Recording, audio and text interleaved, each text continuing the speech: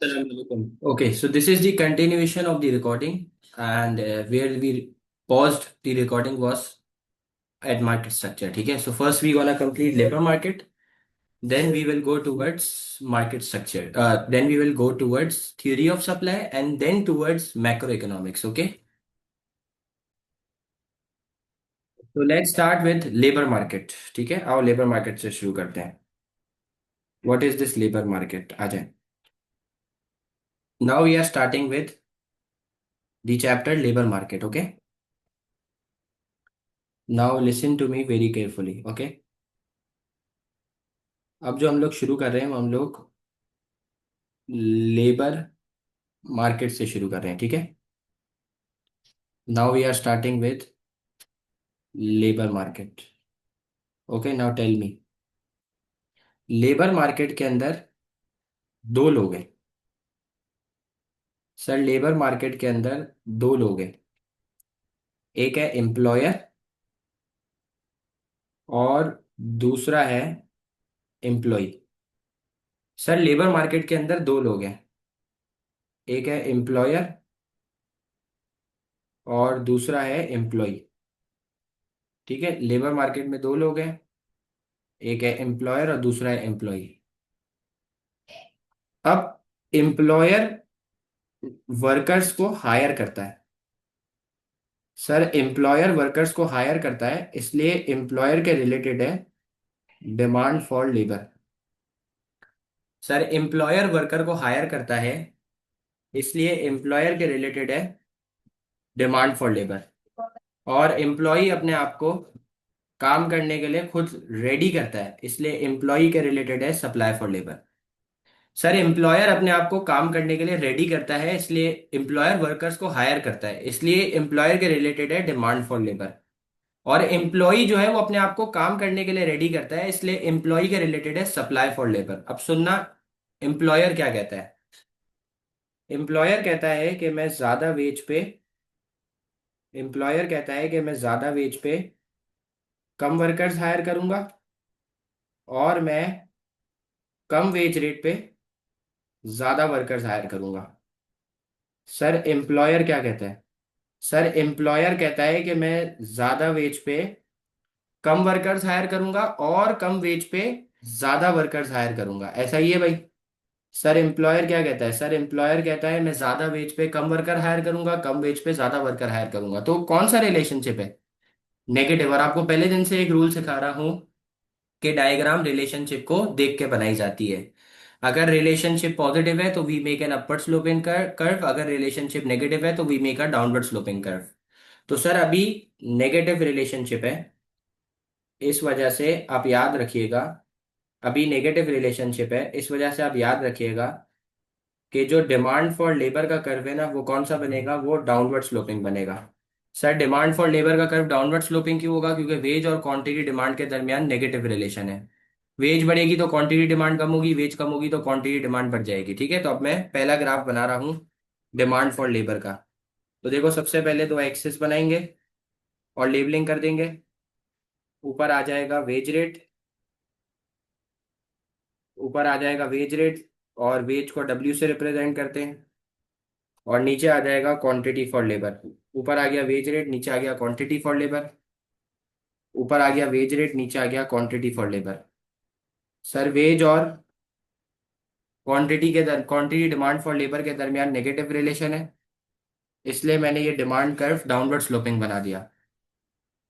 Sir, ये एक wage rate हो गया, जहां टच हो गया वहां से क्वांटिटी आ गई, तो इधर लिख दिया वेज रेट, इधर लिख दिया वेज रेट. जहां टच होगा वहां से नीचे क्वांटिटी आ जाएगी लेबर की. ठीक है. अब हमने ये पढ़ा है कि एम्प्लॉयर कहता है कि मैं ज्यादा वेज पे कम वर्कर्स रखूंगा. तो आप देखो, जैसे ही वेज रेट बढ़ रही है तो quantity demand for labour contract हो रही है. आप चेक करें कि जैसे ही आपकी वेज रेट बढ़ रही है, चेक करिएगा आप, जैसे ही आपकी वेज रेट बढ़ रही है तो quantity demand for labour contract हो रही है. चेक करो, जैसे ही वेज रेट बढ़ रही है quantity demand for labour contract हो रही है, और इसकी वजह से मूवमेंट हो रही है ए से बी के ऊपर.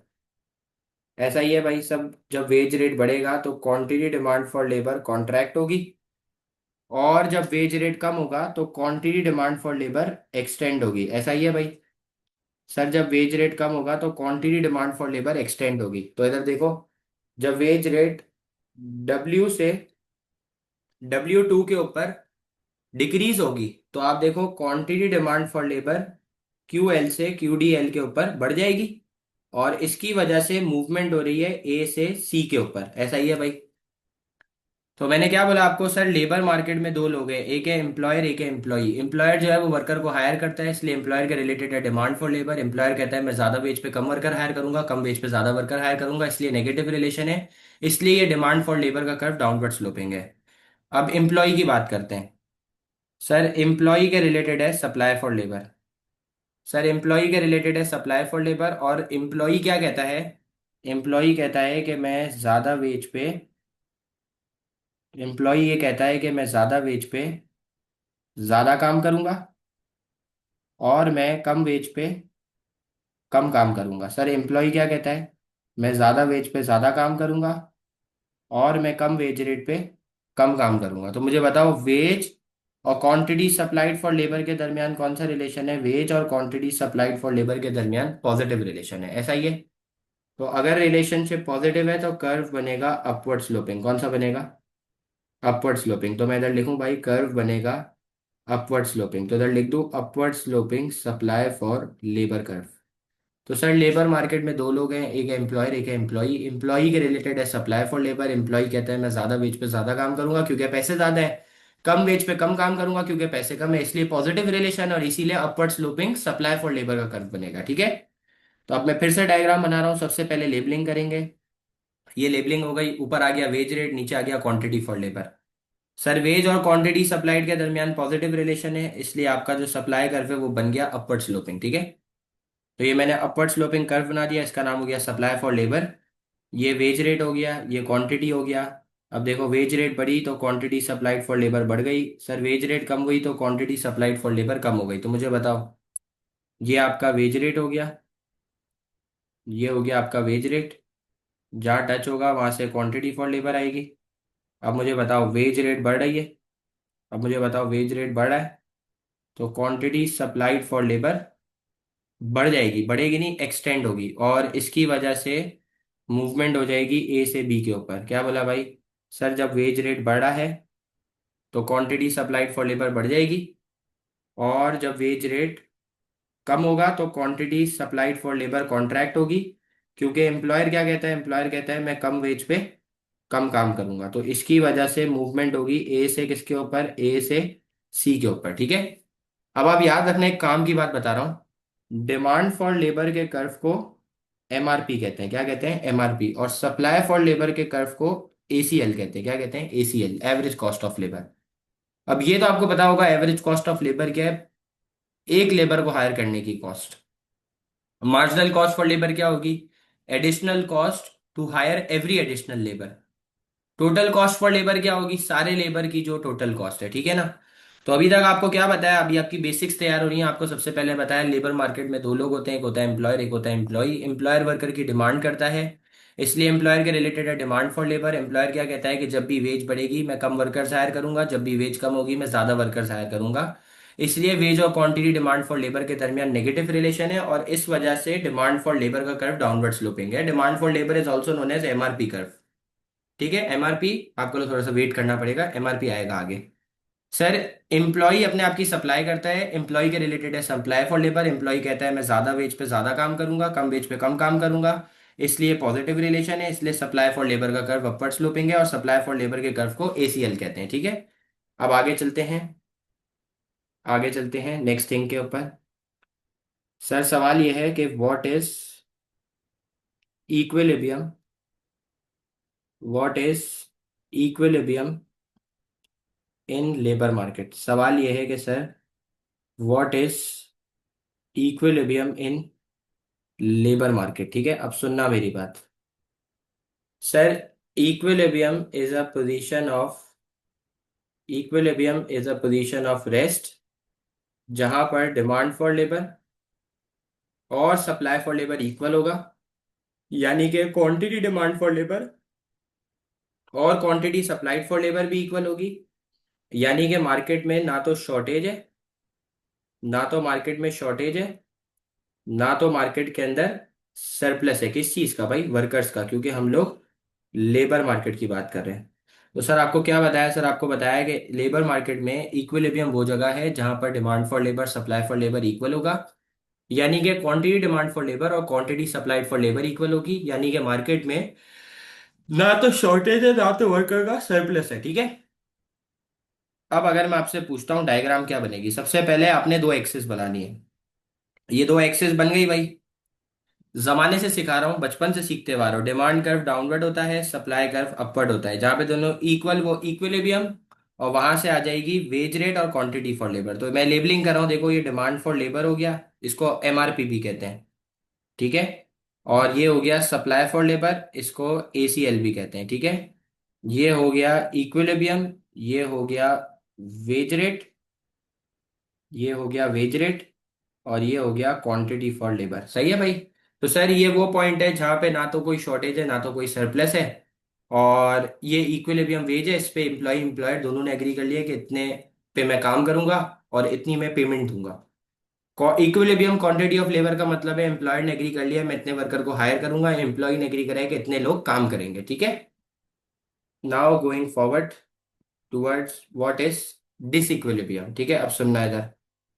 सर यार ये डिसइक्विलिब्रियम क्या होता है, इधर सुनना भाई।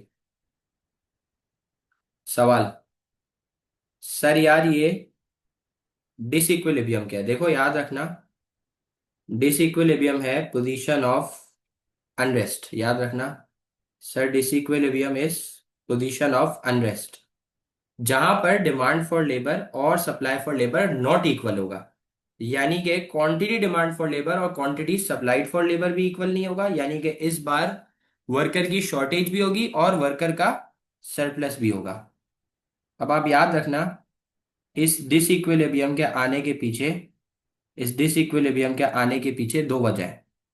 पहली होगी वेज रेट का, पहली होगी वेज रेट का बढ़ना, और दूसरी वजह होगी वेज रेट का कम होना।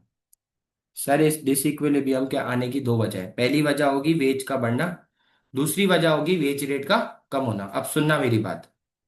पहला केस करा रहा हूं, मुझे जवाब देना प्लीज, चैट बॉक्स ओपन कर लें।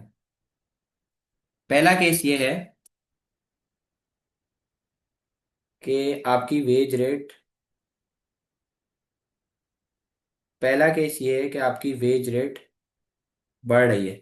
मुझे बताओ यार, वेज रेट बढ़ रही है, वेज रेट बढ़ रही है तो मार्केट ये तो बात फिक्स है कि डिसइक्विलिब्रियम में चले गई है। अब मुझे बताओ, अगर वेज रेट बढ़ती है तो एज अ एम्प्लॉयर मैं कम वर्कर हायर करूंगा, लेकिन एज अ एम्प्लॉय मैं ज्यादा वेज पे ज्यादा काम करने के लिए रेडी होऊंगा, क्योंकि ये मुझे बताया है law of demand of labour ने, ये मुझे बताया है law of supply of labour ने। तो अब आप मुझे देख के बताएं, क्वांटिटी सप्लाइड फॉर लेबर ज्यादा है, क्वांटिटी डिमांड फॉर लेबर कम है, shortage surplus. Quantity supplied for labour ज्यादा है, क्वांटिटी डिमांड फॉर लेबर कम है, शॉर्टेज है सरप्लस है भाई। क्वांटिटी सप्लाइड फॉर लेबर ज्यादा है, क्वांटिटी डिमांड कम है। तो can I write over here that there is excess supply of labor. I have written over here that there is excess supply of labor. excess supply का मतलब है कि worker का सरप्लस चल रहा है। सर सरप्लस का मतलब क्या है कि वर्कर फारिग है ना भाई। और फारिग सरप्लस की वजह से कंट्री में क्या क्रिएट होती है, कंट्री में अनएम्प्लॉयमेंट क्रिएट होती है, ठीक है। तो क्या मैं ये कह सकता हूँ कि जब वेज रेट बढ़ेगा तो इससे कंट्री में अनएम्प्लॉयमेंट हो जाएगी, क्योंकि वर्कर जाया हो रहे हैं, मतलब सरप्लस के अंदर है, ज्यादा है। अब डायग्राम कैसे बनेगी, सुनना। सबसे पहले दो एक्सेस बनाओ और लेबलिंग करो, ठीक है। ऊपर आ गया वेज रेट, ऊपर आ गया वेज रेट, और वेज रेट को डब्ल्यू से रिप्रेजेंट करते हैं। और नीचे आ गया क्वांटिटी फॉर लेबर, ठीक है। अब बताओ, डिमांड कर्व डाउनवर्ड है और सप्लाई कर्व अपवर्ड है, तो ये डिमांड फॉर लेबर हो गया, ये हो गया सप्लाई फॉर लेबर, सही है। इधर लिखूं भाई, ये हो गया डिमांड फॉर लेबर, ये हो गया सप्लाई फॉर लेबर। सर ये हो गया इक्विलिब्रियम, ठीक है। और यहां से लेफ्ट पर आ गया वेज रेट, नीचे आ गई क्वांटिटी ऑफ लेबर।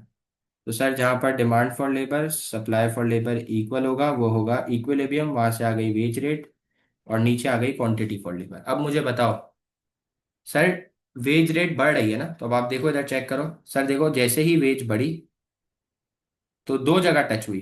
एक डिमांड फॉर लेबर की लाइन से, चेक करो, और एक जगह टच हुई सप्लाई फॉर लेबर की लाइन से, ठीक है। तो अब मुझे बताओ, जैसे ही वेज रेट इंक्रीज हुई, जैसे ही वेज रेट इंक्रीज हुई डब्ल्यू से W1 पे, तो एज अ एम्प्लॉयर मैंने क्वांटिटी डिमांड फॉर लेबर को कॉन्ट्रैक्ट कर दिया, क्योंकि मैं ज्यादा wage pay as a employer कम वर्कर हायर करूंगा। तो मूवमेंट हो गई, आप चेक करो, ई से ए की तरफ मूवमेंट कहाँ हो गई बेटा? मूवमेंट हो गई ई से ए के ऊपर। लेकिन एज अ एम्प्लॉय मैं ज्यादा वेज पे ज्यादा काम करूंगा, तो देखो मूवमेंट हो रही है ई से किसके ऊपर? ई से बी के ऊपर, ई से बी के ऊपर। तो मुझे जरा देख के बताओ। सर क्वांटिटी डिमांड ज्यादा है, क्वांटिटी सप्लाइड कम है। सर क्वांटिटी डिमांड ज्यादा है, क्वांटिटी सप्लाइड कम है, shortage surplus. Sir quantity supplied ज्यादा है, क्वांटिटी डिमांड कम है, तो ऑब्वियसली सरप्लस है ना। तो can I say that this triangle represent your surplus area? ये ट्राइंगल सरप्लस ऑफ वर्कर्स को, यानी कि ये वो अनएम्प्लॉयमेंट वाला एरिया है, ठीक है। ये पहला केस हो गया। अब दूसरा केस क्या है? दूसरा केस चेक करते हैं। सर दूसरा केस है कि आपकी वेज रेट, दूसरा केस ये है कि आपकी वेज रेट कम हो रही है। अब मुझे बताओ, अगर वेज रेट कम होती है, अगर वेज रेट कम होती है, तो एज अ एम्प्लॉयर आप क्या करोगे? एज अ एम्प्लॉय आप क्या करोगे? अगर वेज रेट कम होती है तो एज अ एम्प्लॉयर मैं ज़्यादा वर्कर हायर करूंगा, एज अ एम्प्लॉय मैं कम वेज पे कम काम करने के लिए रेडी होऊंगा। इसलिए जब वेज कम होगी तो क्वांटिटी सप्लाइड फॉर लेबर आप देख सकते हैं कॉन्ट्रैक्ट हो रही है। तो सर ये मैं नहीं कह रहा, ये law of demand of labour कह रहा है, ये law of supply of labour कह रहा है। तो अब मुझे देख के बताओ इस बार क्या चल रहा है?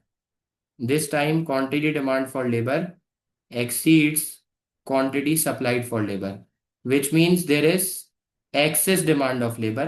मतलब जॉब्स अवेलेबल है लेकिन वर्कर नहीं है।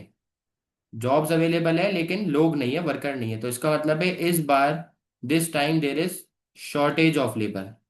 This time there is shortage of labour, मतलब अंडर एम्प्लॉयमेंट वाला सीन है। क्या सीन है भाई? अंडर एम्प्लॉयमेंट वाला सीन है, ठीक है। अब मुझे डायग्राम कैसे बनानी है? सबसे पहले दो एक्सिस बनानी है, ठीक है। सर सबसे पहले दो एक्सेस बनाएंगे। ऊपर आ जाएगा वेज रेट, और वेज रेट को डब्ल्यू से रिप्रेजेंट करेंगे। सर नीचे आ जाएगा क्वांटिटी फॉर लेबर, ठीक है। अब बताओ, डिमांड कर्व डाउनवर्ड है, सप्लाई कर्व अपवर्ड है। सर जहाँ पे दोनों इक्वल है वो इक्विलिब्रियम है, जहाँ पे दोनों इक्वल है वो इक्विलिब्रियम है, वहां से वेज रेट आ जाएगा। देखो इधर, ये हो गया डिमांड फॉर लेबर, ये हो गया सप्लाई फॉर लेबर, ये हो गया इक्विलिब्रियम, ये हो गया वेज रेट, और ये हो गया वेज रेट, और ये हो गया क्वांटिटी फॉर लेबर, ठीक है। अब बताओ, वेज रेट कम हो रही है, तो जैसे ही वेज रेट कम होगी दो जगह टच होगी, एक डिमांड फॉर लेबर की लाइन से और एक सप्लाई फॉर लेबर की लाइन से। चेक करो इधर। सर जैसे ही वेज रेट डब्ल्यू से W1 के ऊपर रिड्यूस हो गया, तो क्वांटिटी डिमांड फॉर लेबर बढ़ गई, और quantity supplied for labour, quantity supplied for labour contract हो गई। तो एक बार मूवमेंट हो गई ई से ए के ऊपर, और एक बार मूवमेंट हो गई ई से बी के ऊपर। ऐसा ही है भाई, एक बार मूवमेंट हो गई ई से ए पे, एक बार मूवमेंट हो गई ई से बी पे। तो आप इस बार देखो, क्वांटिटी डिमांड ज़्यादा है और क्वांटिटी सप्लाइड कम है, चेक करो। इस बार क्वांटिटी डिमांड फॉर लेबर ज़्यादा है और क्वांटिटी सप्लाइड फॉर लेबर कम है। तो इस बार लेबर की क्या चल रही है? इस बार लेबर की शॉर्टेज चल रही है, यानी कि ये वो अंडर एम्प्लॉयमेंट वाला एरिया है, ठीक है। इतनी बात मानते हो सब? ओके, आगे चलते हैं। अच्छा, ये elasticity of supply, elasticity of labour क्या है? देखो, दो इलास्टिसिटी होती है। एक होती है elasticity of demand of labour, एक होती है elasticity of supply of labour. तो ये भी समझ लेते हैं कि ये elasticity of demand of labour क्या है और elasticity of supply of labour क्या है। जैसे कि फॉर एग्जांपल मैं आपको अगर यूं समझाऊं, तो हमने ये पढ़ा कि जब एम्प्लॉयर क्या कहता है कि जब वेज रेट बढ़ेगा तो एज अ एम्प्लॉयर मैं कम वर्कर हायर करूंगा, या फिर जब वेज रेट कम होगी तो एज अ एम्प्लॉयर मैं ज्यादा वर्कर हायर करूंगा। अब ये कितना ज्यादा है कितना कम होगा, ये डिसाइड करेगा demand, elasticity of demand of labour. कौन डिसाइड करेगा? Elasticity of demand of labour. और सर जब वेज रेट बढ़ेगी तो एज अ एम्प्लॉय मैं ज्यादा काम करूंगा तो क्वांटिटी सप्लाइड फॉर लेबर बढ़ेगी।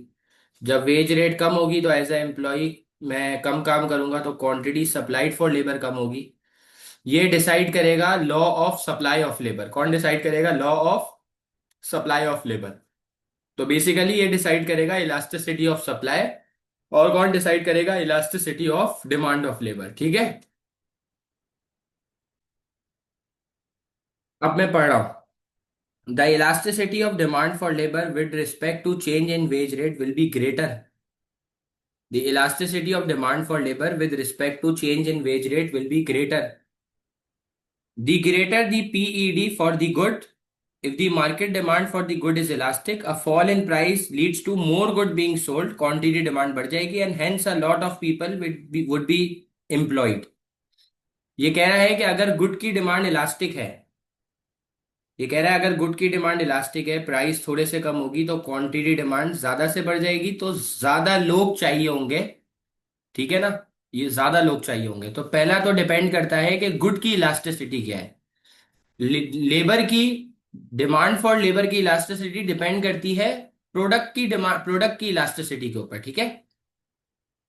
Number two, the easier it is substitute the easier it is to substitute labour for other factor. फिर आपको चेक करना पड़ेगा कि कितना इजी है कि लेबर को कैपिटल के साथ सब्सटीट्यूट करा जा सकता है। ये भी चेक करना पड़ेगा। फिर आपको ये भी चेक चेक करना पड़ेगा कि टोटल कॉस्ट का कितना प्रोपोर्शन लेबर को एलोकेट करा जा रहा है, मतलब कितना प्रोपोर्शन वेज कॉस्ट है। ये भी चेक करना पड़ेगा।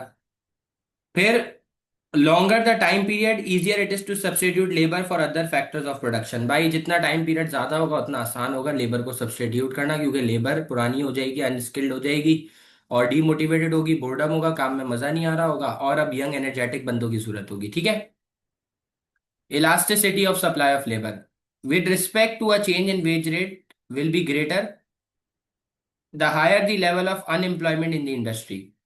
भाई जितनी ज्यादा अनएम्प्लॉयमेंट होगी और अगर वेज बढ़ती है ज्यादा से, तो क्वांटिटी सप्लाइड फॉर लेबर थोड़े से बढ़ेगी, क्योंकि अनएम्प्लॉयमेंट मुल्क में ज्यादा है। तो ये अगेन इलास्टिसिटी के ऊपर डिपेंड करता है या अनएम्प्लॉयमेंट रेट के ऊपर डिपेंड करता है। अगर मुल्क में अनएम्प्लॉयमेंट रेट ज्यादा है तो थोड़े से वेज बढ़ने से, थोड़े से वेज रेट के बढ़ने से क्वांटिटी सप्लाइड फॉर लेबर ज्यादा से बढ़ जाएगी। और अगर कंट्री के अंदर अनएम्प्लॉयमेंट कम है तो वेज रेट अगर ज्यादा से भी बढ़े तो क्वांटिटी सप्लाइड फॉर लेबर सिर्फ और सिर्फ थोड़े से बढ़ेगी। ठीक है। Second, the more occupationally and geographically mobile the labour forces. ये कह रहा है कि कितना ऑक्यूपेशनली और जोग्राफिकली मोबाइल है लेबर फोर्स, इसके ऊपर भी डिपेंड करता है कि लेबर को जॉब स्विच करने में जोग्राफिकली ऑक्यूपेशनली इजी है नहीं है, उसको उसके ऑक्यूपेशन की जॉब मिल रही है, जोग्राफिकली उसके घर के करीब जॉब है या नहीं है। फिर तीसरा है दी शॉर्टर दी टाइम पीरियड। तीसरा क्या है? तीसरा है दी शॉर्टर दी टाइम पीरियड। ठीक है, दी ट्रेनिंग पीरियड, सॉरी। सही है। Okay, now listen. The lower the qualification and skills required, जितनी क्वालिफिकेशंस कम होगी उतनी लेबर की इलास्टिसिटी ज्यादा होगी, क्योंकि ज्यादा लेबर, अनस्किल्ड लेबर ज्यादा काम करने के लिए रेडी होगी। अच्छा आप मुझे बताओ, जितनी क्वालिफिकेशन ज्यादा रिक्वायर्ड होगी ना उतनी लेबर कम अवेलेबल होगी। ठीक है। The longer the time period in the long run an industry can train more people to increase supply of industry. ये कह रहा है कि भाई लॉन्ग, जितना टाइम पीरियड ज्यादा है उतना जो आपकी इंडस्ट्री है, वो कंपनी है, वो लेबर के ऊपर इन्वेस्ट करके ज्यादा से ज्यादा लेबर को ट्रेन कर सकती है। जैसे इसकी सबसे अच्छी एग्जांपल है अभी गवर्नर हाउस जो कराची के अंदर है ना, उसके अंदर हमारे जो गवर्नर है उनका नाम है कामरान टेसोरी। इस क्लास में बहुत सारे ऑनलाइन बच्चे हैं सऊदी अरब, दुबई, कतर से।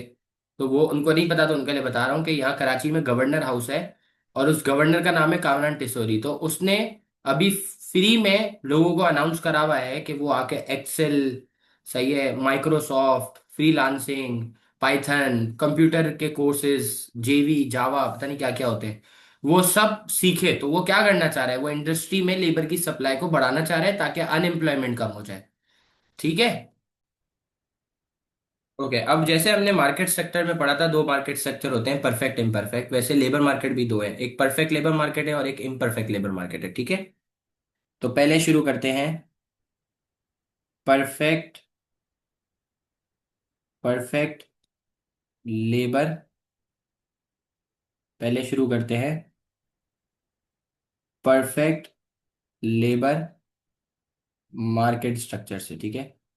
पहले शुरू करते हैं परफेक्ट लेबर मार्केट स्ट्रक्चर से, ठीक है। अब सुनो sir, perfect labour market structure perfect competition के अंदर होता है, और परफेक्ट कंपटीशन के अंदर कौन सी डिमांड होती है?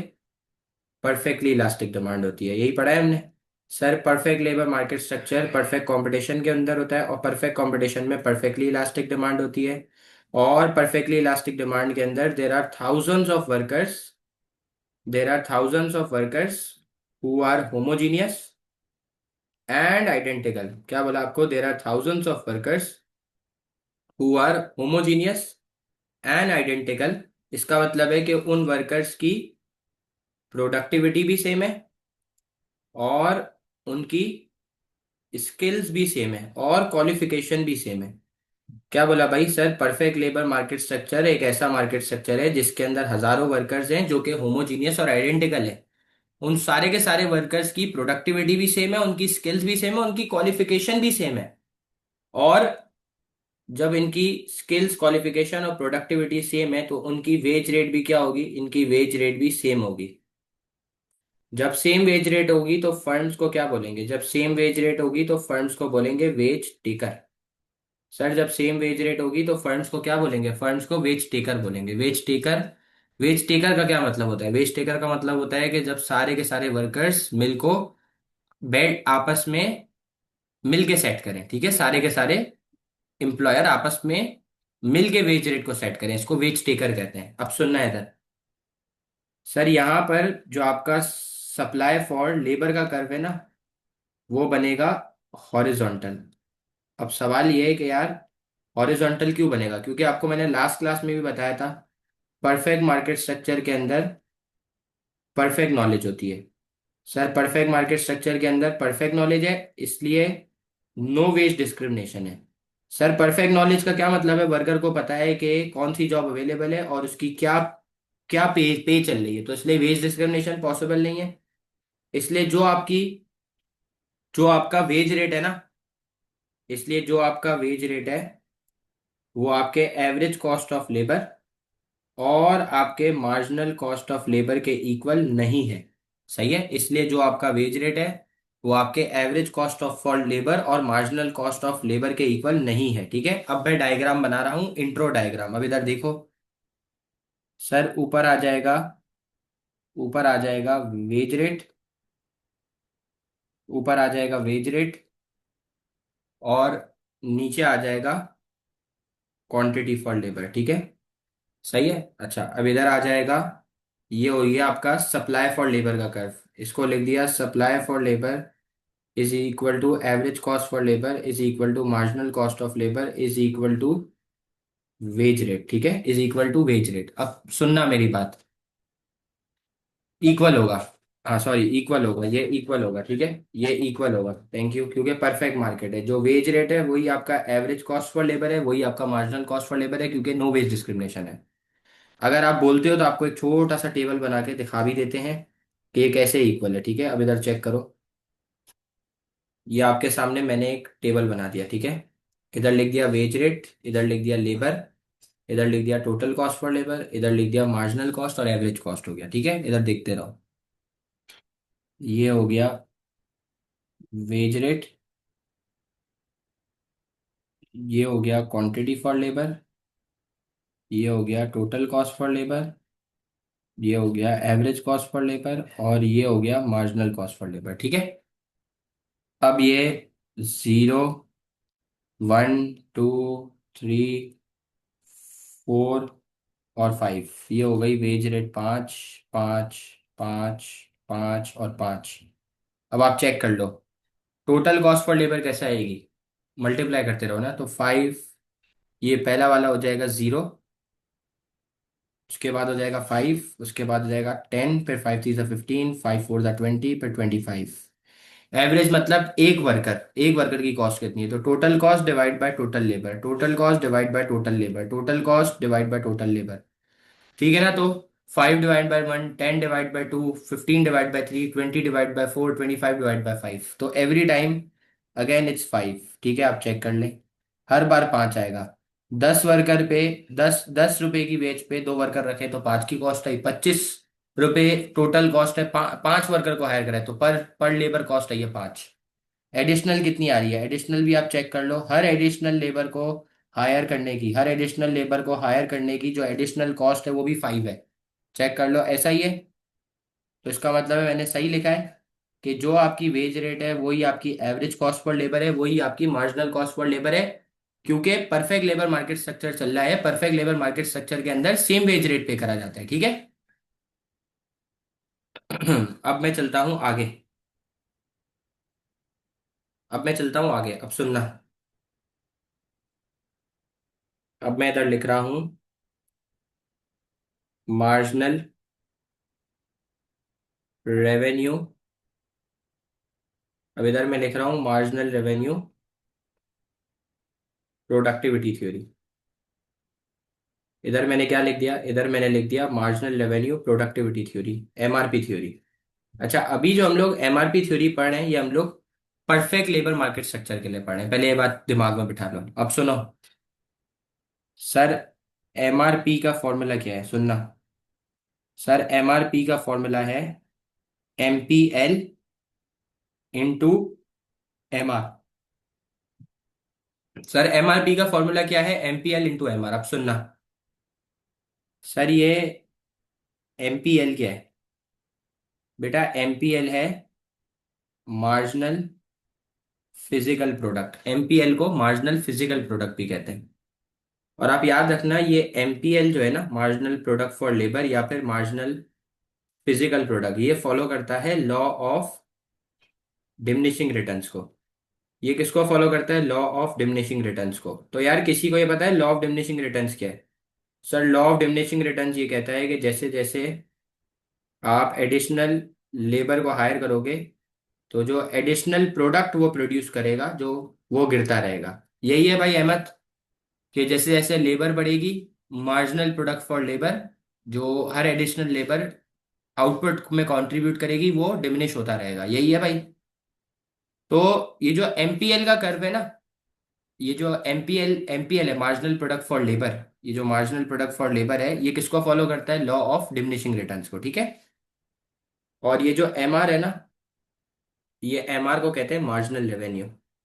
और marginal revenue perfect market structure के अंदर कांस्टेंट होता है। आपको याद है कल हमने करा था मिस्टर डार्प, याद है मिस्टर डार्प क्या था, मिस्टर डार्प क्यों लिखा था, इसलिए लिखा था। मिस्टर डार्प का मतलब क्या है, जो आपकी प्राइस है वही आपका एवरेज रेवेन्यू है, वही आपका मार्जिनल रेवेन्यू है परफेक्ट मार्केट स्ट्रक्चर के अंदर। तो मार्जिनल रेवेन्यू कांस्टेंट होता है, ये बात मानते हो भाई। ओके है। अब मुझे बताओ, एमआरपी का फॉर्मूला है एमपीएल इंटू एमआर, यही फॉर्मूला है भाई। एमआरपी का फॉर्मूला है एमपीएल इंटू एमआर। अब मुझे बताओ, मार्जिनल रेवेन्यू कांस्टेंट है और मिसाल ले लो एमपीएल है 100। कितनी है भाई, एमपीएल कितनी है, एमपीएल है 100। ठीक है, मार्जिनल रेवेन्यू तो कांस्टेंट है ना परफेक्ट लेबर मार्केट स्ट्रक्चर में, और एमपीएल 100 है।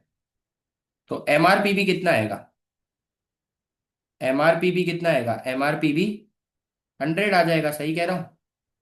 इसको 1 अज्यूम कर लो आप भाई, इसको 1 अज्यूम कर लो।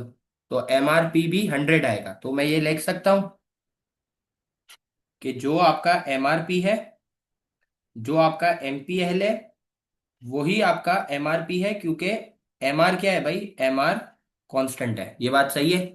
तो क्या मैं ये लिख सकता हूं कि द शेप ऑफ बोथ, सही लिख रहा हूँ गलत लिख रहा हूँ, चेक करो, the shape of both MPL and MRP will be same due to constant MR, due to constant MR as MPL follows as MPL follows law of diminishing return. ठीक है, law of diminishing return, so does MRP. भाई जब इन दोनों की value same है तो जो आपका एमपीएल है वही आपका एमआरपी होगा। ऐसा ही है भाई, इन दोनों की वैल्यू सेम है, जो आपका एमपीएल है वही आपका एमआरपी होगा, क्योंकि एमआर कांस्टेंट है। ये बात समझ आई क्या बोला आपको मैंने? ठीक है ना? दोनों का शेप सेम है, क्योंकि एमआर कांस्टेंट है, जो एमपीएल है वही एमआरपी है। तो अगर MPL law of diminishing return को फॉलो करता है तो एमआरपी भी लॉ ऑफ डिमिनिशिंग रिटर्न को फॉलो करेगा। सही कह रहा हूं? अब इधर देख लो भाई, ये सबसे पहले दो एक्सेस बना दी, ऊपर लिख दिया वेज रेट, और वेज रेट को डब्ल्यू से रिप्रेजेंट करते हैं, और नीचे आ गई क्वांटिटी फॉर लेबर। ठीक है। अच्छा अब मुझे बताओ, ये जो है ना ये वाला कर्व, ये किसका है? ये average cost for labour, marginal cost for labour का है। देखो इधर, supply for labour is equal to average cost for labour is equal to marginal cost for labour is equal to wage rate. ठीक है। और ये वाला जो कर्व है ना, ये एमआरपी का कर्व है। ये किसका कर्व है भाई? इधर देखो, ये एमआरपी का कर्व है। यहां तक कोई मसला? मतलब ये एमआरपी का कर्व है, मतलब ये एमपीएल का कर्व है। ठीक है, एक ही बात है ना, एमपीएल लिखो एमआरपी लिखो, बात तो एक ही है, क्योंकि एमआर कांस्टेंट है तो जो आपका एमपीएल है वही आपका एमआर है, तभी दोनों की शेप भी सेम है और दोनों लॉ ऑफ डीएमआर को फॉलो करते हैं, लॉ ऑफ डिमिनिशिंग रिटर्न को। सेट है, इतनी बात मानते हो भाई? आगे चलो। बोलो भाई, आगे चलूं?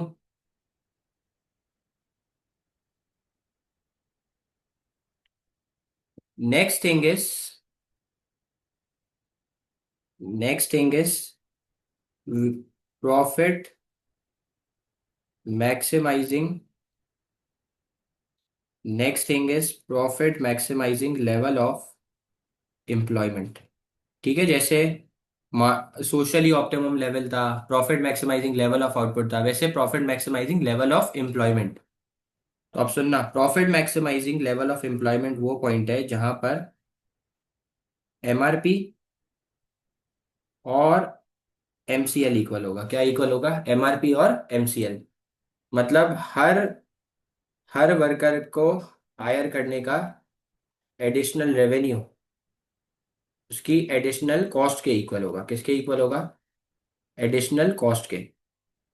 हर वर्कर जो एडिशनल रेवेन्यू कमा के देगा वो उसकी एडिशनल कॉस्ट के इक्वल होगा। ठीक है, additional revenue of labour should be equal to additional cost of labour. इसको बोलेंगे MRP is equal to MCL. अब इधर चेक करो सर, ये आपने सबसे पहले लेबलिंग कर दी, अब आप इधर देखो। अब बताओ भाई, profit maximising level of output दो पॉइंट्स है जहां पे एमआरपी एमसीएल इक्वल होगा। तो एक यहां पर इक्वल हो रहा है और एक यहां पर इक्वल हो रहा है। एक E1 पे हो रहा है और एक E2 पे हो रहा है। तो आप किसी को भी लेके एक्सप्लेन कर सकते हो। मैं E1 को ले लेता हूँ, ठीक है? आप दोनों में से कोई भी यूज कर सकते हो, दो पॉइंट्स हैं, ये बात मैं मानता हूं। अब मुझे एक बात बताओ, ये है आपका profit maximising level of employment. ठीक है, और यहां से नीचे आ गई एम्प्लॉयमेंट। सेट है? तो मैं इधर पहले लिख देता हूँ, साइड पे मैं लिख भी रहा हूँ। हाँ? ये जो एम्प्लॉयमेंट लेवल ई है ना, इस पे मेरा एमआरपी और एमसीएल इक्वल हो गया है। ठीक है, सही है। एग्जाम में दोनों ने एक पॉइंट बनाना है। अब सुनना मेरी बात, अगर मैं ज्यादा वर्कर्स हायर करता हूं, अगर मैं profit maximising level of employment वाले पॉइंट से ज्यादा वर्कर हायर करता हूं, अगर मैं और वर्कर्स को हायर करता हूं, तो आप चेक करो क्या हो रहा है। आओ चेक करते हैं ना। If I hire more workers, तो you guys can see, if I hire more workers तो you guys can see that every additional worker hired is contributing more in terms of cost than in terms of revenue। ऐसा ही है भाई। if I hire more workers than the profit maximizing level, so every additional worker is contributing more in terms of cost than in terms of revenue। तो मुझे workers की hiring को extend करना चाहिए या कॉन्ट्रैक्ट क्या करना चाहिए, बढ़ाना चाहिए या कम करना चाहिए? At employment level E1 your marginal cost for labor is greater than marginal revenue productivity, which means every additional worker is contributing more in terms of cost than in terms of revenue. So workers hiring should be contracted. Workers hiring should be contracted, ठीक है। मैं slowly इसलिए जा रहा हूँ क्योंकि ये बहुत इंपॉर्टेंट चैप्टर है, इसीलिए मैं इसको सुकून से समझा रहा हूँ ताकि कोई इसमें छोटी सी भी बात अनक्लियर ना हो। अच्छा, अब if I hire less than the profit maximizing level, let's suppose कि if I employ my employment level is E2, if I hire less than the profit maximizing level, you guys can see that every additional worker is contributing more in terms of revenue than in terms of cost। ये revenue की line है बेटा, और ये वाली line cost की है, ठीक है ना। So every additional worker is contributing more in terms of revenue than in terms of cost। तो if I want कि मैं ये revenue को increase करूं, तो मुझे वर्कर की हायरिंग को एक्सटेंड करना चाहिए, सही है। So at employment level E2 my MRP is greater than MCL, so workers hiring should be extended to maximise profit, okay, ठीक है। अच्छा, अब एक बच्चे ने मुझे बोला सर वो आपने शुरू में क्या बात बोली थी उसका तो बता दें। भाई अगर आप यहाँ से, ये आपका प्रॉफिट मैक्सिमाइजिंग लेवल है, अगर आप यहाँ से शुरू करते हो तो फिर आप इसको यहाँ आगे लेके जाओगे या आप इसको पीछे लेके आओगे, तो बात तो वही हो गई ना, बात तो वही हो गई, एक ही बात है, ऐसा ही है भाई, एक ही बात है। सही कह रहा हूँ। Now do me a favour, please read this for me. Now do me a favour, please read this for me.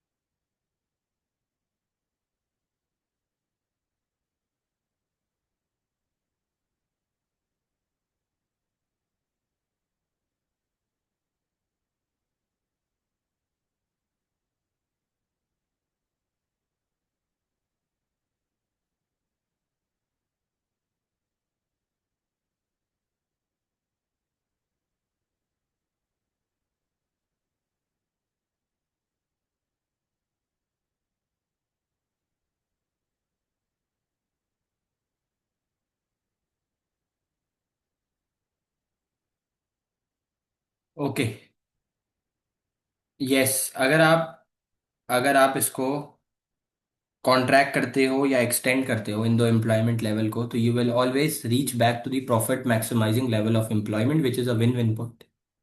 वहीं पे ऑपरेट करना चाहिए, ठीक है। Now let's go towards imperfect labour market structure. अब देखो, इम्परफेक्ट लेबर मार्केट स्ट्रक्चर के अंदर जो फर्म होती है ना, उसको मोनोप्सनी कहते हैं। उसको क्या कहते हैं? उसको मोनोप्सनी कहते हैं, ठीक है। अब सुनना sir, imperfect labour market structure के अंदर जो फर्म होती है उसको मोनोप्सनी कहते हैं। Monopsony is a type of monopoly. Sir monopsony भी है ना, एक मोनोपली की टाइप है। तो हमने क्या पढ़ा था, मोनोपली एक सिंगल फर्म होती है जिसके पास हाईएस्ट मार्केट शेयर होता है, जिसका कोई सब्स्टिट्यूट नहीं होता। तो मोनोप्सनी इसकी बिल्कुल ही एक कॉपी है। अब आप सुनना, monopsony exist in imperfect labour market. जैसे ही मैंने सुना इम्परफेक्ट लेबर मार्केट, दिमाग में बत्ती जली यार, इम्परफेक्ट लेबर मार्केट के अंदर इम्परफेक्ट नॉलेज है, वेज डिस्क्रिमिनेशन हो रही होगी। वेज डिस्क्रिमिनेशन का मतलब है कि आपकी एवरेज कॉस्ट फॉर लेबर, आपकी मार्जिनल कॉस्ट फॉर लेबर आपके गिवन वेज रेट के इक्वल नहीं होगी। ऐसा ही है भाई। तो sir monopsony exist in imperfect labour market structure, वहां पर इम्परफेक्ट नॉलेज होती है, आपकी वेज की डिस्क्रिमिनेशन होती है। That is the reason your wage rate is not equal to your average cost and your marginal cost for labour. और monopsony एक तरीके की मोनोपली है, and it is a major buyer of labour. वो एक major buyer of labour है, और उसके पास पावर होती है कि वो मार्केट को इन्फ्लुएंस कर सके, और वो वेज मेकर अपनी वेज रेट को भी खुद से डिसाइड करती है। तब आप पढ़ो, monopsony exist in imperfect labour market structure. Monopsony exists in imperfect labor market structure, and it is a major buyer of labor, has the power to influence the market. A monopoly can be a monopsony. Basically मैंने यही बोला कि monopsony monopoly की एक type ही है, और they are wage maker not wage taker, because they are major buyer of labour. वो उनका पावर है, वो इन्फ्लुएंस कर सकते हैं। Since there is existence of imperfect knowledge, so there is wage discrimination as the worker do not know what wage rate is being paid to the other worker. So that is the reason your wage rate is not equal to your average cost and your marginal cost for labour. और perfect के अंदर जो आपका supply for labour का curve था वो horizontal था due to perfect knowledge, but here your supply for labour curve is upward sloping. ठीक है ना? ओके। और फिर आपको मैंने ये बताया कि वहां पर एमआरपी का जो कर्व है, एमआरपी का जो कर्व है वो इस तरीके का होता था। इम्परफेक्ट लेबर मार्केट स्ट्रक्चर के अंदर एमआरपी का कर्व डाउनवर्ड स्लोपिंग होगा, क्योंकि अब एमआर कांस्टेंट नहीं है ना। परफेक्ट मार्केट स्ट्रक्चर में मार्जिनल रेवेन्यू कांस्टेंट होता था, इम्परफेक्ट में मार्जिनल रेवेन्यू कांस्टेंट नहीं है, तो अब एमआरपी का जो कर्व है वो डाउनवर्ड स्लोपिंग हो गया। ठीक है। अब ये मोनोप्सनी करती क्या है? मोनोप्सनी मिसाल है भाई, मुझे जो है ना वो एक वर्कर को हायर करना है, मुझे 100 वर्कर को हायर करना है, तो मैं पहले वाले वर्कर को ज्यादा वेज रेट पे करूंगा, मोर देन दी मार्केट मार्केट वेज रेट। उसको देख के बाकी वर्कर अट्रैक्ट हो जाएंगे। जब बाकी वर्कर आएंगे तो मैं उनको कम वेज रेट पे हायर कर लूंगा, या तो वो मार्केट वेज रेट हो या उससे भी कम रेट पे हायर करूंगा। तो व्हाट डज दिस मोनोप्सनी डू? मोनोप्सनी एक ऐसी वेज वेज वेज सेट करने की स्ट्रेटेजी बनाता है कि वो आखिरी वाले वर्कर को ज्यादा वेज प्रोवाइड करेगा, और बाकी वर्कर्स को फिर कम वेज रेट पे एम्प्लॉय कर लेगा। ठीक है। तो sir what is monopsony? Sir what is monopsony? Sir monopsony is What is monopsony? Monopsony exists in imperfect labor market structure. Sir monopsony imperfect labour market structure के अंदर एग्जिस्ट करता है। मोनोप्सनी एक वेज मेकर है। सही है। मोनोप्सनी इम्परफेक्ट लेबर मार्केट स्ट्रक्चर के अंदर एग्जिस्ट करता है, मोनोपली एक वेज मेकर है। ऐसा ही है भाई। सही कह रहा हूँ? मोनोप्सनी इम्परफेक्ट लेबर मार्केट स्ट्रक्चर के अंदर एग्जिस्ट करता है, मोनोप्सनी एक वेज मेकर है। और मोनोप्सनी क्या करता है? मोनोप्सनी के पास इम्परफेक्ट नॉलेज है, इसलिए वेज की डिस्क्रिमिनेशन करता है। सप्लाई का अपवर्ड स्लोपिंग बनता है, आपकी average cost for labour marginal cost of labour और आपकी वेज रेट के इक्वल नहीं है। वो आखिरी वाले वर्कर को ज्यादा वेज देता है ताकि बाकी वर्कर्स को अट्रैक्ट कर ले। और मार्जिनल रेवेन्यू कांस्टेंट नहीं है, इसलिए एमआरपी का कर्व डाउनवर्ड है, और सप्लाई फॉर लेबर का कर्व अपवर्ड स्लोपिंग होगा। ठीक है। अब मैं आपके सामने मोनोप्सनी की इंट्रो डायग्राम बना रहा हूँ। ठीक है। अब मैं आपके सामने मोनोप्सनी की इंट्रो डायग्राम बना रहा हूँ, गौर से चेक करना। ठीक है। अब पहले आप एक काम करो, पहले आप ये पैराग्राफ पढ़ लो जल्दी से।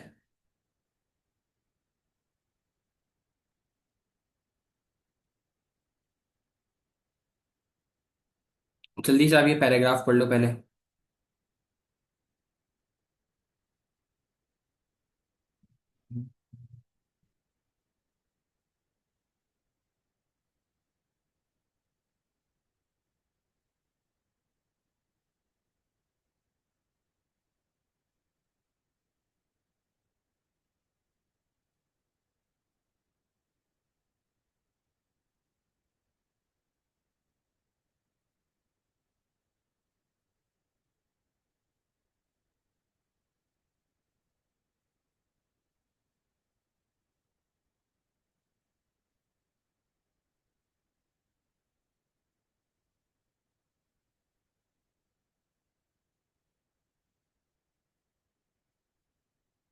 Okay, now I am making the diagram for monopsony. ठीक है, अब इधर चेक करो।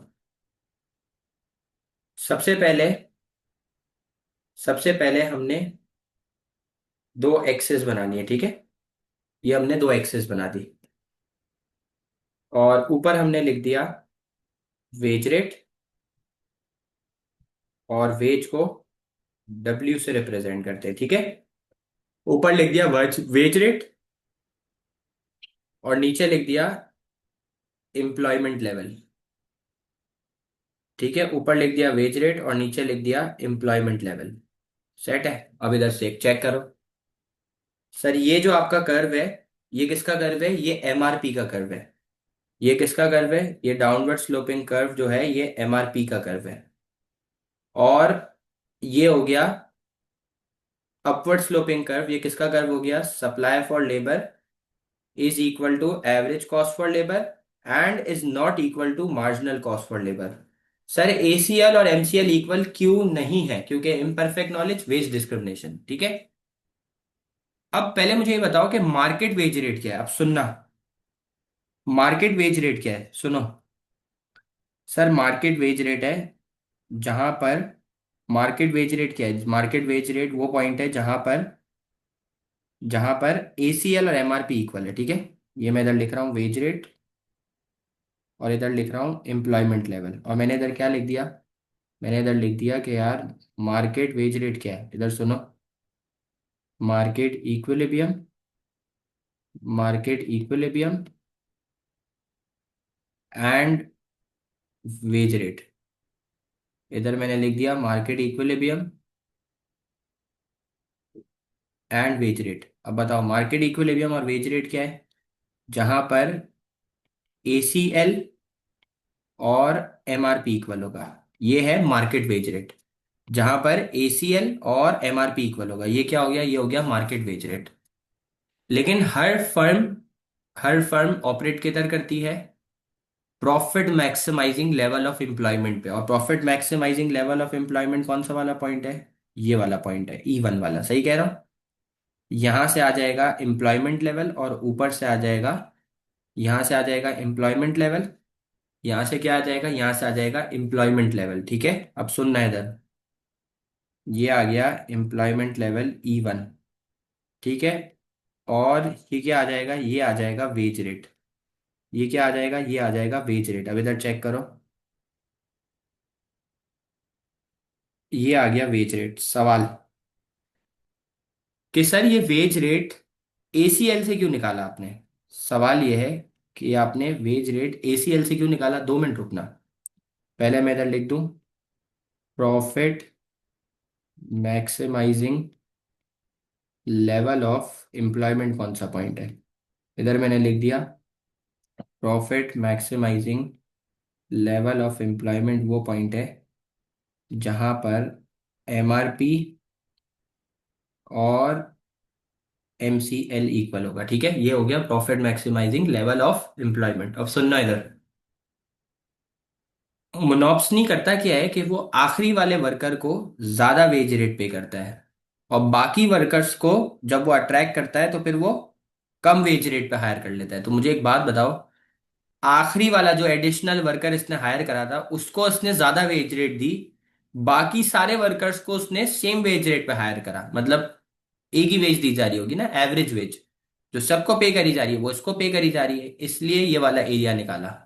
ठीक है, ट्रांसफर अर्निंग बच्चे ने बोला, बिल्कुल ऐसा ही है। ठीक है, तो अब बताओ मोनोप्सनिस्ट की वेज क्या है? मोनोप्सनिस्ट मोनोप्सनिस्ट की वेज मोनोप्सनिस्ट की वेज मोनोप्सनिस्ट की वेज है W1। ठीक है, मोनोप्सनिस्ट की वेज है W1। सही है, मोनोप्सनिस्ट की वेज है W1, और एम्प्लॉयमेंट लेवल है E1। सेट है भाई, ये इसकी डायग्राम है। अच्छा, अब आगे चलते हैं।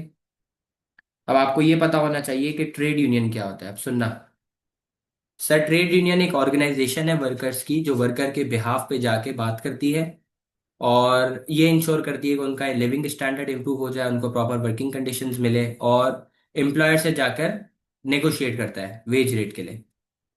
ठीक है। जैसे कि अनफेयर डिसमिसल से बचाओ, प्रॉपर वर्किंग कंडीशंस दो, मिनिमम वेज प्रोवाइड करो, ये सारे के सारे काम ट्रेड यूनियन के, ठीक है। अब आप सबको पता है मिनिमम वेज क्या है। सर मिनिमम वेज एक वेज कंट्रोल है जो कि गवर्नमेंट लगाती है अनस्किल्ड वर्कर्स के लिए, क्योंकि वो पॉवर्टी के अंदर रह रहे होते हैं। उनके स्टैंडर्ड ऑफ लिविंग को इंक्रीज करने के लिए, इंप्रूव करने के लिए, वो बेसिक नेसेसिटीज को अफोर्ड कर सके, इसलिए मिनिमम वेज को लगाया जाता है इक्विलिब्रियम के ऊपर। तो जब मिनिमम वेज लगेगी तो एज अ एम्प्लॉय अगेन मैं ज्यादा काम करने के लिए रेडी हूंगा, बट एज अ एम्प्लॉयर मैं कम वेज पे कम वर्कर हायर करूंगा, तो वापस सरप्लस होगा, वापसी अनएम्प्लॉयमेंट हो जाएगी। सही है। ओके है। अब ये जो एम्प्लॉयर कर रहा होता है ना, ये जो एम्प्लॉयर कर रहा होता है कि ये आखिरी वाले वर्कर को ज्यादा वेज पे करता है, बाकी वर्कर्स को कम वेज पे अट्रैक्ट कर लेता है। इस मसले को हल करने के लिए फिर लेबर मार्केट के अंदर गवर्नमेंट की इंटरवेंशन होती है। अब जैसे इम्परफेक्ट मार्केट स्ट्रक्चर के अंदर फर्म्स को मोनोप्सनी कहते हैं ना, वैसे यहां पर ट्रेड यूनियन को मोनोप्सनिस्ट यूनियन कहते हैं। क्या कहते हैं? मोनोप्सनिस्ट यूनियन। तो अब होगी लेबर मार्केट के अंदर गवर्नमेंट की इंटरवेंशन विद मोनोप्सनिस्ट यूनियन। और अब गवर्नमेंट क्या इंपोज करेगी? गवर्नमेंट इंपोज करेगी मिनिमम वेज। क्या इंपोज करेगी? Minimum wage. अब दो केसेस होते हैं। अब सुनना, दो केसेस होते हैं। अब दो केसेस होते हैं, सुनना।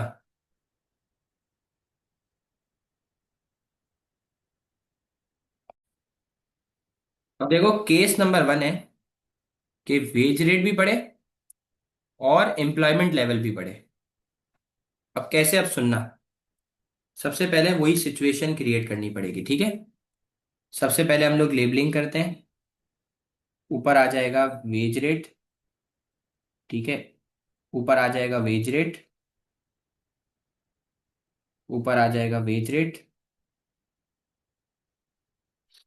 हम्म। बोलो, बोलो। घर पे। अब क्या आया?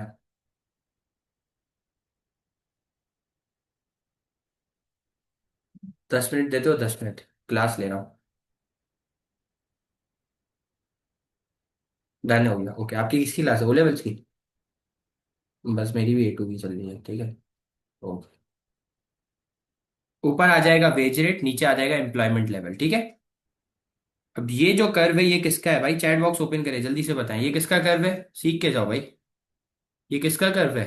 Which is this curve? किसका है ये?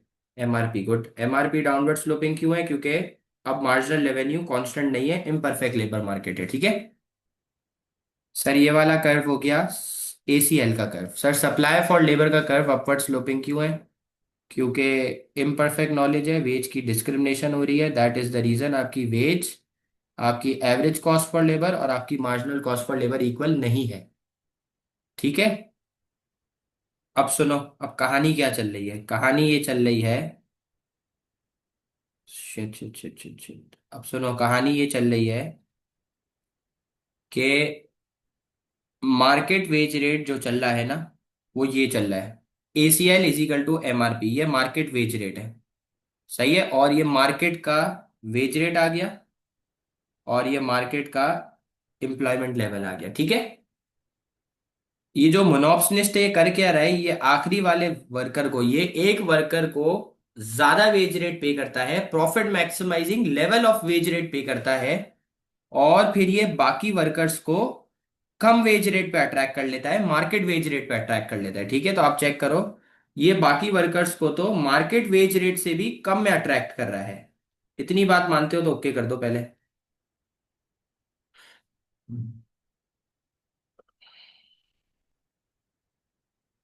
अब ये मसला चल रहा है ना भाई, ये क्या कर रहा है? ये वेज की डिस्क्रिमिनेशन कर रहा है, गलत कर रहा है बाकी वर्कर्स के साथ, मार्केट वेज रेट से भी कम वेज रेट दे रहा है। अब गवर्नमेंट की इंटरवेंशन होगी लेबर मार्केट में, और गवर्नमेंट इंपोज करेगी मिनिमम वेज, और मिनिमम वेज से वेज रेट बढ़ जाती है। तो गवर्नमेंट ने एम्प्लॉयर को बोला कि अब से जो मार्केट का रेट है ना, वही मिनिमम वेज रेट है, उतना तो सबको देना ही देना है, और गवर्नमेंट के आगे तो कोई बदमाशी होती ही नहीं है। गवर्नमेंट ने बोला कि ये रेट देना है तो अब सबको देना है। तो गवर्नमेंट ने लगा दी मिनिमम वेज, गवर्नमेंट ने लगा दी है मिनिमम वेज, कहाँ पे लगा दी है? गवर्नमेंट ने लगा दी है minimum wage eight market wage rate, ऐसा ही है भाई, गवर्नमेंट ने लगा दी है minimum wage eight market wage rate, तो इससे वेज रेट भी बढ़ी और इससे एम्प्लॉयमेंट लेवल भी बढ़ गया, ऐसा ही है भाई। जब वेज बढ़ेगी तो एम्प्लॉय ज्यादा काम करने के लिए रेडी होगा, तो क्वांटिटी सप्लाइड फॉर लेबर बढ़ जाएगी, ये मसला हल हो गया। लेकिन मोनोप्सनिस्ट अभी भी वही हरकत कर रहा था, वो कह रहा था कि यार अभी भी जो मैं वेज पे कर रहा हूं एक वर्कर को, वो मार्केट वेज रेट से ज्यादा है, उसको देख के अभी भी दूसरे वर्कर अट्रैक्ट हो रहे हैं, और अब मुझे दूसरे वर्कर को ये वेज रेट डब्ल्यू देनी है। अभी भी वो ये हरकत कर रहा है। तो गवर्नमेंट ने इसको धमकी दी, बोला कि भाई ये हरकतें छोड़ दो, वरना मैं कसम से मिनिमम वेज लगा दूंगी मार्केट वेज रेट के ऊपर। जो तुम आखिरी वर्कर को वेज रेट दे रहे हो, मैं वहीं पे मिनिमम वेज लगा दूंगी। तो ये बात तो आया नहीं, ये मुनॉप्स नहीं था, अपने आप को बादशाह समझ रहा था ना, मेजर बायर ऑफ लेबर है। उसको बताया मैं अकेला हूं, प्रोड्यूसर हूं, जायंट हूं। तो इसने क्या करा, इसने अभी भी इसने गवर्नमेंट की धमकी को हल्के में ले लिया। और अब केस नंबर 2 ये है कि अब सिर्फ वेज रेट बढ़ेगी, अब सिर्फ और सिर्फ वेज रेट बढ़ेगा, और एम्प्लॉयमेंट लेवल अपनी जगह पर कांस्टेंट होगा। अब सीन क्या होगा, अब सीन ये होगा कि सिर्फ और सिर्फ वेज रेट बढ़ेगा और एम्प्लॉयमेंट लेवल अपनी तरफ अपनी जगह पर कांस्टेंट होगा। अब देखो, सबसे पहले ये मैंने दो एक्सिस बना दी, ठीक है। सेट है, ये हो गया market wage rate, ACL is equal to MRP, ये हो गया मार्केट वेज रेट। ये आ गया मार्केट एम्प्लॉयमेंट लेवल, और मार्केट वेज रेट आ गया, ये हो गया वेज रेट, और ये हो गया मार्केट का एम्प्लॉयमेंट लेवल। ठीक है, ये हो गया वेज रेट, ये हो गया मार्केट का एम्प्लॉयमेंट लेवल। अब मुझे बताओ, जहां पर जहां पर आ, ये दे रहा था आखिरी वाले वर्कर को ज्यादा wage rate, profit maximising wage rate, और बाकी वर्कर्स को ये कम वेज रेट पे हायर कर रहा था, ऐसा ही है भाई, ये केस चल रहा था। अच्छा, गवर्नमेंट ने मिनिमम वेज लगा दी थी वेज रेट डब्ल्यू के ऊपर, ठीक है ना, तो ये अभी भी वर्कर को कम वेज रेट पे कर रहा था, क्योंकि जाहिर सी बात है आखिरी वाले वर्कर को ज्यादा वेज रेट पे कर रहा था। तो this time government has imposed minimum wage rate at E1। इस बार गवर्नमेंट ने जो मिनिमम वेज है वो यहां पर लगा दिया है। तो अब आप देखो, इस बार गवर्नमेंट ने जैसे ही मिनिमम वेज लगाया, तो वेज रेट बढ़ के W1 से W2 पे चले गई, वेज रेट बढ़ के W1 से W2 पे चले गई, और एम्प्लॉयमेंट लेवल अपनी जगह पर कांस्टेंट रहा। सही है, ये आपका केस नंबर 2 था। अब सुनना, अगली चीज है वेज डिफरेंशियल्स। यार ये वेज डिफरेंशियल्स क्या है, अगली चीज है what is wage differentials. Now listen to me very carefully, what is this wage differentials. The MRP theory suggests that in perfect labor market, all labors are homogeneous. They are perfectly mobile amongst different occupation. So it suggests that an economy having one type of labor, one type of job and competition would result in a single wage rate of worker. लेकिन ऐसा हकीकत में नहीं होता। In reality wage rate differ, ये कह रहा है ऐसा हकीकत में नहीं होता, ये सिर्फ बुकिश बात है। रियलिटी में ये डिफर करता है। जैसे इसने बोला है इनकम वेरी करती है टाइप ऑफ जॉब के साथ। जैसे बुर्ज खलीफा के जो ग्लास साफ करता है ना, उसके ज्यादा पैसे हैं, जबकि कंप्यूटर ऑपरेटर के, क्योंकि वो एक रिस्की जॉब है, एक डेंजरस जॉब है। ठीक है। फिर इनकम वेरी करती है विद एजुकेशन। इनकम वेरी करती है एजुकेशन के साथ साथ, भाई जिसके पास एजुकेशन ज्यादा है, एक एक बैचलर्स करा हुआ है, एक मास्टर्स करा हुआ है, ऑब्वियसली मास्टर वाले के पास ज्यादा पैसे होंगे, बैचलर वाले को कम पैसे मिलेंगे। इनकम वेरीज विद एज, जितनी एज बढ़ती रहेगी उतना इंक्रीमेंट बढ़ता रहेगा, तो वेज रेट भी बढ़ता रहेगा, ठीक है ना। उसके बाद फिर वेज रेट गिरता है, 50 तक वेज रेट बढ़ता है, 50 के बाद गिरना शुरू होता है, ये रूल है। फिर ईयर ऑफ जॉब के ऊपर भी डिपेंड करता है कि आपने कितना उस ऑर्गेनाइजेशन को अपना वक्त दिया है जिंदगी का। The longer you serve the organisation the more wage rate you get, ठीक है ना। और लॉयल्टी के ऊपर भी होता है, आजकल के जमाने में लॉयल्टी नहीं है। वो कहा जाता है ना कि कुत्ता लॉयल है, इंसान लॉयल नहीं है। सही है ना भाई। जहां मुझसे सस्ता सस्ता एम्प्लॉय मिलेगा, मुझे 2 मिनट में स्कूल वाले निकाल देंगे, बोलेंगे कि आज से फात मनाफ को पढ़ाना नहीं आ रहा। वाह यार, मतलब व्हाट द, क्या बोल सकते हैं। तो भाई यही है रियलिटी दुनिया की। आज कोई सस्ता बंदा मिलेगा, आज सारे बच्चों को, कुछ बच्चे तो बोलेंगे फात मनाफी चाहिए, लेकिन एम्प्लॉयर क्या बोलेगा, सर यार वो बच्चे बोल रहे हैं कि समझ नहीं आ रहा। पॉसिबल ही नहीं है ऐसा। तो सस्ता वर्कर मिलता है, तो अच्छे अच्छे वर्करों की छुट्टी हो जाती है। मतलब यार कैसी एम्प्लॉयर भी है ना, कैसी बेकार की बातें करता है। कल एक बच्चा मेरी क्लास में बैठा हुआ था, 17 मई को, उसको आज सब समझ आ रहा था, अगले दिन वो गजनी हो गया साला। उसको कुछ समझ ही नहीं आ रहा, वो भूल गया मैं कौन हूँ। अबे साले, ठीक है ना। ये होता है, हकीकत में होता है ऐसा। Income vary with sex and race, इसका क्या मतलब है कि भाई डिस्क्रिमिनेशन होती है। अबे गोरा काला, अबे मुसलमान हिंदू, अबे वाइट पगड़ी ग्रीन पगड़ी, पगड़ियों का गेम खेल ले अपन। ऐसा ही है ना भाई, ठीक है ना। तो इनकम वेरी करता है सेक्स एंड रेस की तरह, वो सेक्स एंड रेस की रेस में वो भागा भागी की बोल रहा हूँ। डिस्क्रिमिनेशन है भाई, ये काला गोरा इन सब के ऊपर भी डिपेंड करता है। फिर इनकम वेरी करता है लेबर मार्केट के ऊपर भी। परफेक्ट में सेम होती है, इम्परफेक्ट में डिफरेंट होती है, क्योंकि डिफरेंट वर्कर की डिफरेंट स्किल डिफरेंट क्वालिफिकेशन है। अब ये डिसइक्विलिब्रियम और इक्विलिब्रियम क्या है, मैं आपको शॉर्टकट में बता देता हूँ। शॉर्टकट में छोड़ो, अभी इतना डिटेल में गई है तो पूरा ही कर लेते हैं। Disequilibrium differentials are brought about by circumstances such as growth of one industry and decline of other industry. भाई एक इंडस्ट्री ऊपर जा रही है, एक इंडस्ट्री नीचे जा रही है, ठीक है ना। Suppose if the factor price increases in air transport and decreases in rail transport, the airlines demand for factor increases by the rail load demand for factor decreases. In short में आपको क्या बोल रहा हूँ, ये कह रहा है कि मिसाल है कि भाई अगर एग्जाम्पल ये है कि ये कह रहा है कि अगर की एयर ट्रांसपोर्ट के जो बनाने के लिए फैक्टर्स चाहिए ना, जैसे पायलट की वेज बढ़ जाए,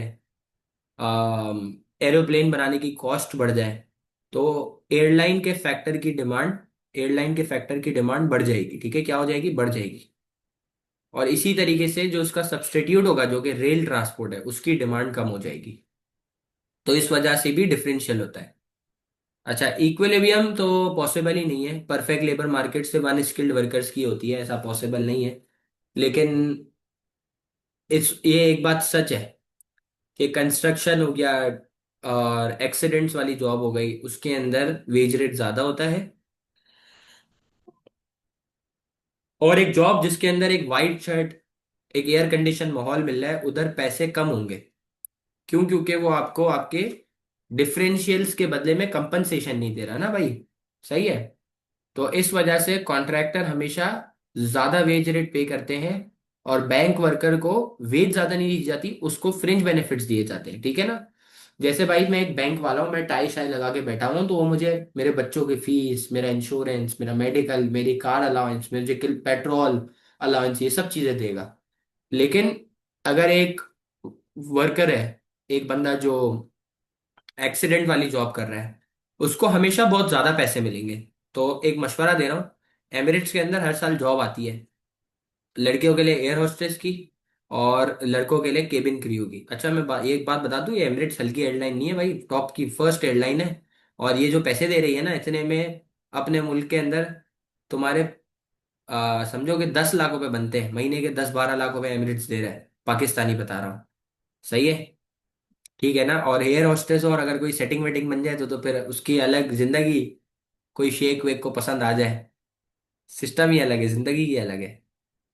वो आजकल मीम नहीं आ रही कि वो गाड़ी में जा रहा है, शेख हाथ यूं रखते हुए बोल रहा है, वो गाड़ी वाला उसके सामने रेस मार रहा है ना, तो वो उसको बोल रहा है, वॉच माई वॉच इज, ऐसा ही है ना।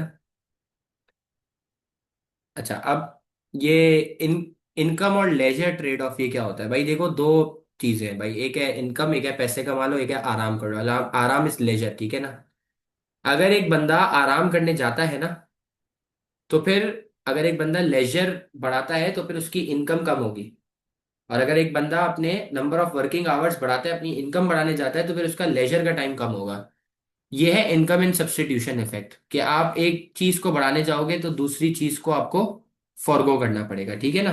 तो आपके देखो, आपके सामने इसको बैकवर्ड बेंडिंग सप्लाई कर्व से रिप्रेजेंट करा जाता है, सही है ना। अब आप चेक करो, ये आपके सामने बैकवर्ड बेंडिंग सप्लाई कर्व है। आप इधर चेक कर लो, इधर चेक करो, आप ये देखो, ये एक मैंने बुक का कॉपी करा और एक आपके सामने अपना बनाया हुआ है। आप चेक करो, आप जैसे ही आप जैसे ही नंबर ऑफ आवर बढ़ाने जा रहे हो, तो आपका जो लेजर का टाइम है ना, वो कम हो रहा है। आप जैसे ही नंबर ऑफ आवर्स वर्क के लिए बढ़ाओगे, तो आपका लेजर का टाइम कम होता रहेगा, ठीक है ना, आपका आराम करने का टाइम कम होगा। अब आप पढ़ो। The changes in relative prices has both income and substitution effect. The substitution effect leads the individual to earn more income and less of more expensive leisure. Both after achieving a certain level of income, a further increase in the wage rate may persuade labor to enjoy greater income and a greater leisure time, also called the income effect. Income effect क्या है भाई? एक बंदा, एक वक्त आएगा जब बंदा इतनी वेज कमा लेगा कि उस वो सेटिस्फाई हो जाएगा। उसके बाद अगर वेज रेट बढ़ती है तो फिर वो अपने लेजर टाइम की तरफ वो अच्छी जिंदगी गुजारेगा। जैसे बंदा जाएगा मूव इन पिक में, क्या कहते हैं, मूव एंड पिक में जाएगा, फुल जकूजी सुहाना, स्विमिंग विमिंग करेगा, फिर उसके बाद सुशी वुशी खाएगा, फुल शशके वाली जिंदगी गुजारेगा। इसको इनकम इफेक्ट कहते हैं, ठीक है ना। सही है। फिर इसके बाद क्या लिखा हुआ है? And is achieve when the increase in wage rate leads to a fall in the number of hours work provided that the rise in wage rate is proportionally greater than the reduction in number of hour work. मतलब वो कह रहा है कि उसके ऐसे शशके हो गए हैं कि उसकी वेज रेट बढ़ती जा रही है लेकिन उसके नंबर ऑफ आवर्स कम हो रहे हैं। जैसे एक बंदा पहले मैनेजर था, फिर जूनियर मैनेजर, फिर सीनियर मैनेजर, फिर सीईओ की पोस्ट पे पहुंच गया ना। तो सीईओ तो कोई भी काम नहीं करता ना, काम तो उसके सबऑर्डिनेट करते हैं। मेरी मैडम, मेरा प्रिंसिपल थोड़ी कोई काम करता है, काम तो हम लोग करके दे रहे हैं। अब जाहिर सी बात है, मैं इस लेवल पर पहुंच गया हूँ कि अब मैं भी काम नहीं करूंगा, मेरे असिस्टेंट्स काम करेंगे भाई, अगले साल से खत्म। रिकॉर्डिंग्स देना, बच्चों को जवाब देना मैसेजेस पे तो मैं ही दूंगा जवाब, लेकिन क्वेरीज आती है जो कि सर क्लासेस लेनी है, ये वो सब अब मेरा असिस्टेंट देखेगा। अब I am out of these things. Paper check करना, ये सब चीज़ें मेरे असिस्टेंट करेगा, मैं सिर्फ मॉक्स और टेस्ट चेक करूंगा, बस दैट्स इट। ये असाइनमेंट्स ये सब अब असिस्टेंट चेक करेंगे। तो मेरी वेज रेट भी बढ़ रही है और मैं लेजर की तरफ जाऊंगा ना, मैं आराम करूंगा। उस टाइम पे अभी मैं काम करता था, अब आप लोग हालत देख सकते हो मेरी, कि इतना काम करने के बाद इंसान की क्या हालत होती है। आपके सामने है, पहली क्लास में और कल की क्लास में कितना बड़ा फर्क था, ठीक है। अब ये इकोनॉमिक रेंट और ट्रांसफर अर्निंग बहुत ईजी है, ट्रस्ट मी। आखिरी चीज है, इकोनॉमिक रेंट वो मिनिमम अमाउंट है जिसपे मैं एक जॉब को टेक अप कर लूंगा। मतलब एक transfer earning is the minimum amount जिसपे मैं एक जॉब करने के लिए तैयार हो जाऊंगा। और इकोनॉमिक रेंट प्रीमियम अमाउंट है जो मुझे मिलेगी। जैसे मिसाल है, मैंने सोचा था कि मैं 6,000 रुपए के अंदर टीचिंग करना शुरू कर दूंगा, और जब मैं प्रिंसिपल से मीटिंग करने के लिए गया तो उसने मुझे ऑफर दे दी 10,000 की। तो मुझे एक बात बताओ, मैंने सोचा था कि मैं 6,000 पे तो वो जॉब एक्सेप्ट करूंगा, 6,000 से कम में नहीं करूंगा। तो 6,000 हो गई मेरी ट्रांसफर अर्निंग, और जो ऊपर मुझे टॉपअप मिला वो क्या हो गया? मेरा इकोनॉमिक रेंट, वो मेरा प्रीमियम अमाउंट हो गया, ठीक है। आपको ये बात समझ आई? ट्रांसफर अर्निंग एरिया होगा सप्लाई कर्व के नीचे और डिमांड कर्व के भी नीचे, इकोनॉमिक रेंट एरिया होगा सप्लाई कर्व और वेज रेट के ऊपर। अब आप चेक करो, अभी मैंने आपको बताया ट्रांसफर अर्निंग एरिया होगा सप्लाई कर्व के नीचे और डिमांड कर्व के नीचे, और इकोनॉमिक रेंट एरिया होगा डिमांड कर्व के ऊपर और वेज रेट के नीचे, ठीक है। डिमांड कर्व के भी नीचे और वेज रेट के भी नीचे, और सप्लाई कर्व के ऊपर होगा, ठीक है, याद रखना। Transfer earning is area below demand curve, below supply curve, below wage rate.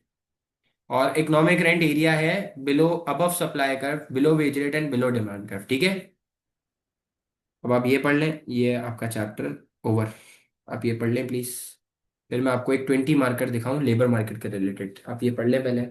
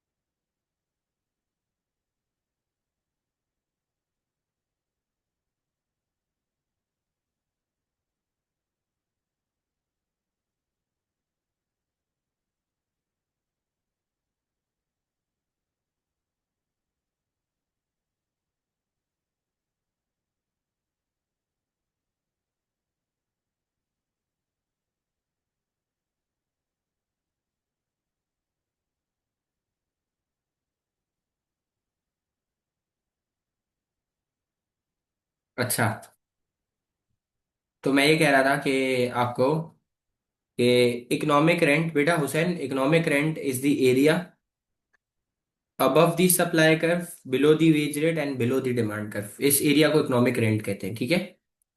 सही है। और ट्रांसफर अर्निंग वो एरिया होता है जो डिमांड कर्व और सप्लाई कर्व दोनों के बिलो होता है। और मैंने अभी आपको बताया कि ट्रांसफर अर्निंग वो मिनिमम अमाउंट है जिसपे मैं वो जॉब करने के लिए रेडी हूँ। अगर उसके ऊपर जो मुझे अमाउंट मिल जाएगी वो मेरी प्रीमियम अमाउंट होगी, उस प्रीमियम अमाउंट को हम लोग इकोनॉमिक रेंट कहते हैं, ठीक है। Okay, so this is a 20 marker in front of you. Economic theory produces a precise equilibrium outcome, often in an identical market structure, but in reality things are different. Discuss whether this opinion can be applied to the determination of wage rate. सवाल कह रहा है कि एक identical market structure के अंदर equilibrium बन सकता है लेकिन रियलिटी में थिंग्स डिफरेंट है। तो डिस्कस करो कि वेज रेट कैसे डिटरमाइन होती है। तो मतलब आइडेंटिकल मार्केट मतलब परफेक्ट लेबर मार्केट, और रियलिटी में थिंग्स डिफरेंट है इसका मतलब है इम्परफेक्ट लेबर मार्केट स्ट्रक्चर। तो अगेन 20 मार्क के क्वेश्चन में we get 14 marks for knowledge analysis, जिसमें कहीं पे भी ये नहीं बोला उसने कि 7 इसके टोटल में 14 दे रहा है वो, और एवेल्युएशन के 6 मार्क्स है। पहले आप डिफाइन करेंगे लेबर मार्केट को, डिमांड फॉर लेबर को, सप्लाई फॉर लेबर को, इक्विलिब्रियम डिसइक्विलिब्रियम विदाउट डायग्राम्स। ठीक है, फिर आप डिफाइन करेंगे profit maximising level of employment को, उसकी डायग्राम उसकी एक्सप्लेनेशन लिखेंगे। उसके बाद आप एमआरपी बताएंगे। एमआरपी बताने से पहले आपको एमआर और एमसीएल बताना पड़ेगा। एमआरपी बताने से पहले आपको एमआर एमसीएल बताना है। फिर आप एमआरपी बताएंगे related to perfect labour market, perfect labour market structure define करेंगे। उसके बाद फिर आप मोनोप्सनी पे जाएंगे, ट्रेड यूनियन बताएंगे, मिनिमम वेज बताएंगे, फिर दो केसेस बताएंगे मोनोप्सनिस्ट यूनियन के। उसके बाद फिर आप वेज डिफरेंशियल्स पे जाएंगे। उसके बाद फिर आप कंक्लूजन देंगे, ठीक है। ठीक है जी। ओके, अब नेक्स्ट क्वेश्चन है, ये आई गेस मई जून 2024 का है या अक्टूबर नवंबर 2024 का है। Discuss the extent to which the marginal revenue productivity theory can be used to explain the determination of wages. Question कह रहा है कि क्या marginal revenue productivity theory wage rate की डिटर्मिनेशन को, वेज रेट की डिटर्मिनेशन के लिए कैसे यूज हो सकती है। तो ये आपके सामने पूरी की पूरी एमएस बनी हुई है, और मैंने आपको जो पीडीएफ भेजी है उसके अंदर पूरा आंसर भी लिखा हुआ है। तो बेटा A2 के अंदर जितने भी चैप्टर्स हैं, not one chapter, every single chapter, उसकी नॉलेज और एनालिसिस बिल्कुल सेम है। सिर्फ जो फर्क है वो इवैल्यूएशन के अंदर फर्क है। नॉलेज और एनालिसिस डिट्टो कॉपी सेम है। सिर्फ जो डिफरेंस है वो इवैल्यूएशन का डिफरेंस है, ठीक है ना। सही है। जब भी वो वेज डिटर्मिनेशन की बात करेगा तो आपकी कंक्लूजन वेज डिफरेंशियल्स के रिलेटेड होगी, ठीक है जी।